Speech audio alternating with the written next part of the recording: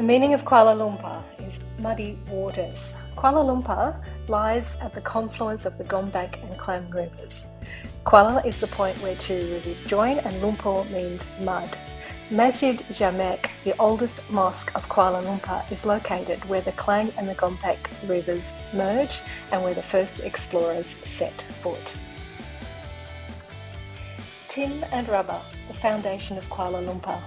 Kuala Lumpur's tin was in high demand at a time when food in tin boxes was greatly needed to support the armies during the Crimean War, the American Civil War, and the Franco-Prussian War in the 1800s. In 1857, the Chinese started to open up tin mines. The city boomed, and soon Indians were brought in by the British to build infrastructures and to tap rubber. Kuala Lumpur, a multicultural melting pot. Discovered by the Portuguese in 1511 and occupied by the Dutch in 1641, the British took over part of today's Malaysia in 1824. Centuries before, Arabs, Indians and Chinese had been trading with the indigenous locals. Today, Malaysia is made up of about 70% Malays, about 23% Chinese and 6% Indians.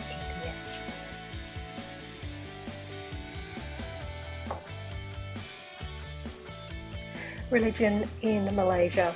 Islam is the state religion of Malaysia as a country. About 63% of the population of Malaysia as a whole practice Islam. In Kuala Lumpur, about 45% of the population practice Islam. 32% practice Buddhism, 8% Hinduism and 6% Christianity. Relations between Islam and the other religious groups in the country are generally quite tolerant.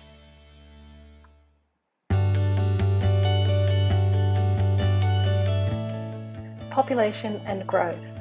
From its establishment in 1857, Kuala Lumpur has become one of the fastest growing metropolises in Southeast Asia, growing by 2.25% in the last year. In 2024, Kuala Lumpur's population is estimated at 8.8 million.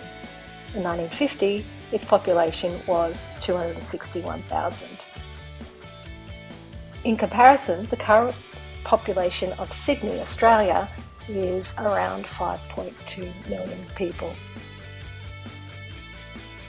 The name Brickfields, known as Kuala Lumpur's Little India due to the high percentage of Indian residents and businesses in the area, has its origins in the active brickmaking industry established in the 1800s. Kuala Lumpur was once a jungle with wooden houses and thatch roofs. A major fire in 1881 and severe flooding prompted British resident in Selangor, Frank Sweetnam, to instruct buildings be constructed with bricks. Captain Yap A. Loy bought a large piece of land and established a bricks kiln for the setting up of a brick industry which would spur the rebuilding of Kuala Lumpur.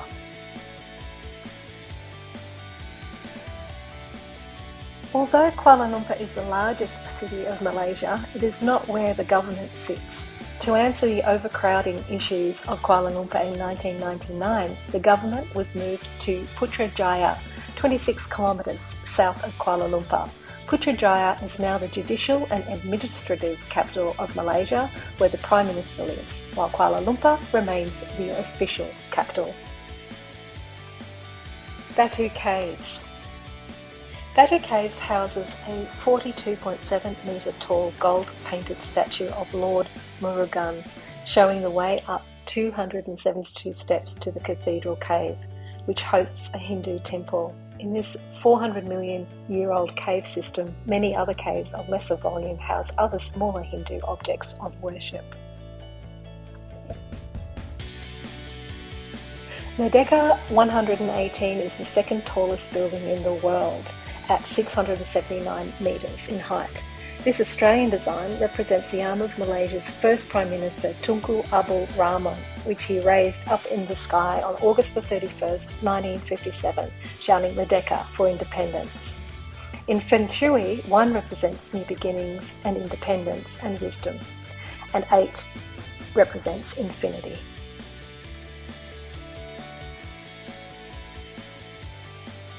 Since the independence of Malaysia in 1957, every 5 years, 9 state sultans, each the head of one of the 9 Malay royal families, elect the monarch. The monarch is the symbolic head of the state of Malaysia, while the Prime Minister rules the country.